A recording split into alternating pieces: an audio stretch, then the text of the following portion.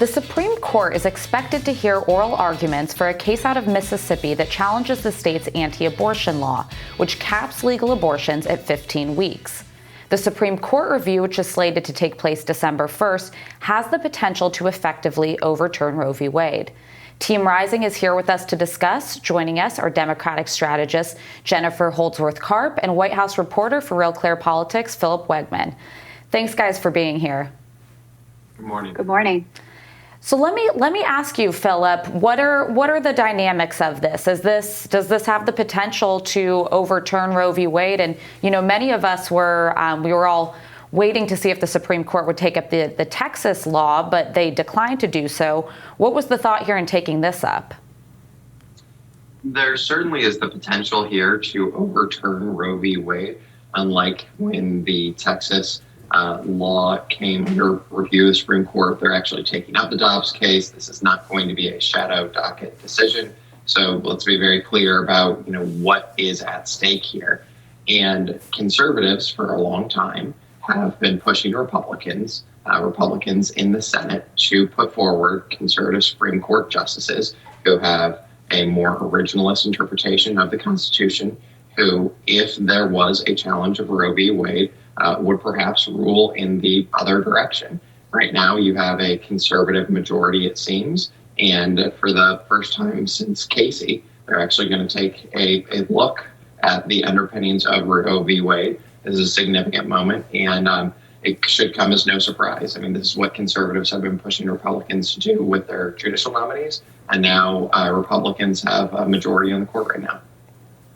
And Jennifer, my guess here is that the Supreme Court will overturn Roe v. Wade, but then will spin it and say that they are actually not overturning Roe v. Wade. I mean, what's your sense of how you see this playing out?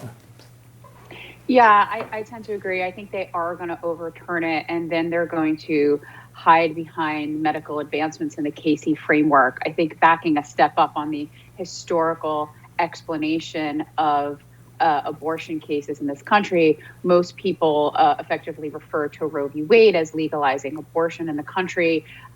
It was a legal decision that protected privacy. Casey versus Planned Parenthood actually established a trimester framework in when fetuses were viable or not. The Texas case, actually, while I do believe that it effectively took a huge step into outlawing abortion in this country, was actually a law about vigilantism, for lack of a better word. It was about tattling on your neighbor or tattling on a doctor if they were to perform or engage in the procedure. The Mississippi case is much more direct. It talks about a limit on 15 weeks on abortion without any exception for rape or incest. There is some language in the bill that refers to viability of the fetus after 15 weeks. It seems that the Dobbs case does provide some exception, but make no mistake, it is draconian, it is drastic, and I do believe that, unfortunately, this court is going to overturn Roe v. Wade, completely ignoring stare decisis of the last 50 years. But this is what Republicans have been trying to do, at least for the last 25 years on the court. This has been their goal. This has been their number one goal. This is why Donald Trump and Mitch McConnell worked lockstep to change the nature of the court. This is what they wanted. Democrats and liberals and progressives were all over the place over the last 10 years, not focusing on the court, not focusing on court reform, not believing that this was the ultimate end. And here we are. It's in a very dangerous place. And yesterday, the Biden administration released a statement in support of codifying Roe v. Wade through Congress. They made a similar statement earlier this month following the controversial abortion law in Texas. Here's Jen Psaki. Our focus and the president's focus is to reiterate our deep commitment to the constitutional right, of course, established by Roe v. Wade nearly 5 decades ago, and to continue to call for the codification of Roe, something that the president talked about on the campaign trail, the vice president talked about on the campaign trail, and this highlights even further the need to move forward on that effort. Philip, the irony here is that for years, the argument from the left against getting rid of the filibuster was that if you get rid of the filibuster, Republicans are then, with a simple majority, going to ban abortion. But it's now the filibuster that's standing in the way of Democrats from codifying Roe v. Wade into law. Do you think that this could put more pressure on Democrats to actually move legislatively? It certainly could put more pressure on Democrats. I mean, if the Supreme Court rules against Roe, I think that a lot of these arguments about court packing, about filibuster, those go out the window, because there's going to be a significant, backlash against Democrats for not doing more, for not taking this more seriously, as Jennifer noted a second ago. I think that you are going to see a lot of pro-choice voters saying, I don't care about Senate procedure. I don't care about there only being 9 robes on the Supreme Court. And this could move in a pretty radical direction very quickly in terms of court packing or the filibuster. You mentioned codifying Roe v. Wade a second ago. Yes, Psaki has said that the administration supports that. She said that twice. But if we rewind the clock, Joe Biden said that he supported codifying Roe v. Wade during the campaign.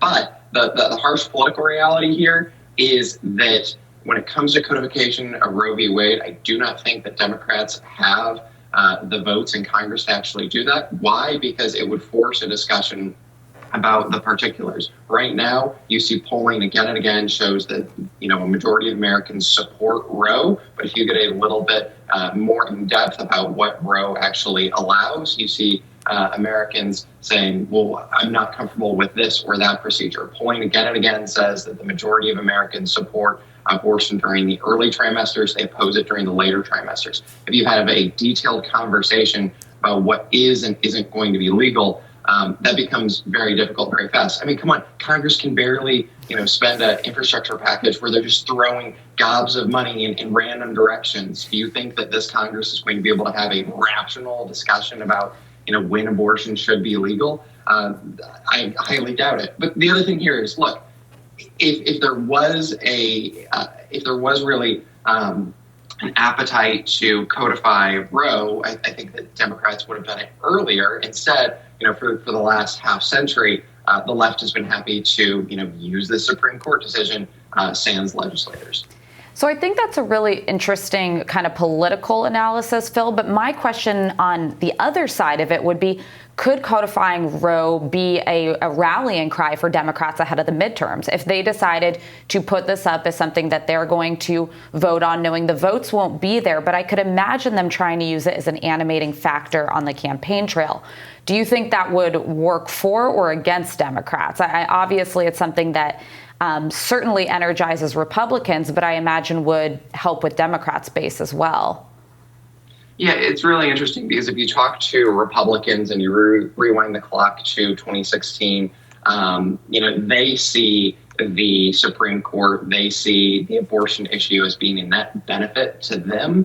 And they say, look, our voters showed up in 2016. Those pro-life evangelicals, they showed up for us because they wanted to make certain that Scalia's seat was filled by a Republican president, right? And so that moved the needle for Republicans. I think that it's not completely analogous to the question of codification here, but right now Republicans are of the opinion that the abortion issue helps them. It actually brings some of these voters who have only been voting Republican since the 1970s and 1980s because of this issue. There are a lot of evangelical conservatives who would look more like traditional populist Democrats if it wasn't for this issue. A lot of evangelicals have been turned into Republican voters because of this single issue. And frankly, there's a lot of Republicans right now who are a little bit nervous about actually having to show up and fulfill some of these promises that up until, now we're just check the box, hey, I'm a Republican, I'm pro-life, I'll vote a certain way on a messaging bill that's going nowhere. Well, nearly 900 state legislatures in 45 states are asking the Supreme Court to uphold Roe v. Wade. In a brief filed Monday by a progressive legislation advocacy group, legislators argued, quote, this case should not be about whether lawmakers and justices agree with having abortion access. It is about the fact that access to abortion health care is a long settled constitutional protection. Jennifer, I'd turn this to you. Where do you see the tea leaves going on this? It's obviously it's a conservative Supreme Court, but there's going to be heavy lobbying on the outside against this decision. Yeah, I mean, look, let's be very clear here. I think we need to state that if this happens, women will die. poor women will die. Women of color will die.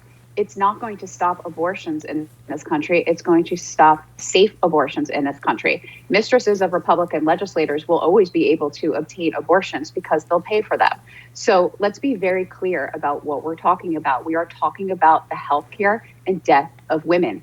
That is very motivating to the Democratic base. We care deeply about that issue. You can get lost in jurisprudence and jurisprudential history and, all of these cases that are in front of the Supreme Court. But at the end of the day, we are talking about the death of women.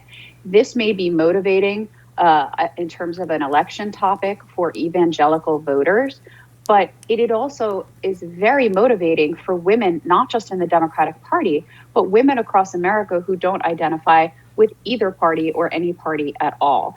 I think that conservatives and Republicans ought to be careful what they wish for, because there were a number of women voters who showed up at the polls against Donald Trump in 2020 who have effectively gone back to sleep. The nuclear threat is over as far as they are concerned, and they're no longer entirely paying attention. That's why I think we're going to have some significant difficulty going into the midterms unless we communicate the right way. But if this issue comes to the forefront headed into those midterms, right around the time when this decision will be released, I think you're going to see a groundswell again of those voters coming out and voting against this highly conservative danger. I think that this is equal to or greater the threat that Donald Trump posed in terms of how these voters are voting. An interesting barometer of this, I think you're going to see there are women's marches planned across the country now that folks are vaccinated on October 2nd. I think that you'll be able to gauge the enthusiasm of women voters across this country, though anecdotally, by attendance at those marches and rallies. If this issue is resonating, I think you're going to see an overwhelming participation in these marches. If it's not breaking through, if people are turned off, if they don't care, I think you're going to see some dismal results. So I think it's going to be interesting to see exactly how women are reacting to this news in particular, headed into that first weekend in October. Well, Jennifer, Philip, thank you so much for joining us. Thank you. And we will have more rising after this.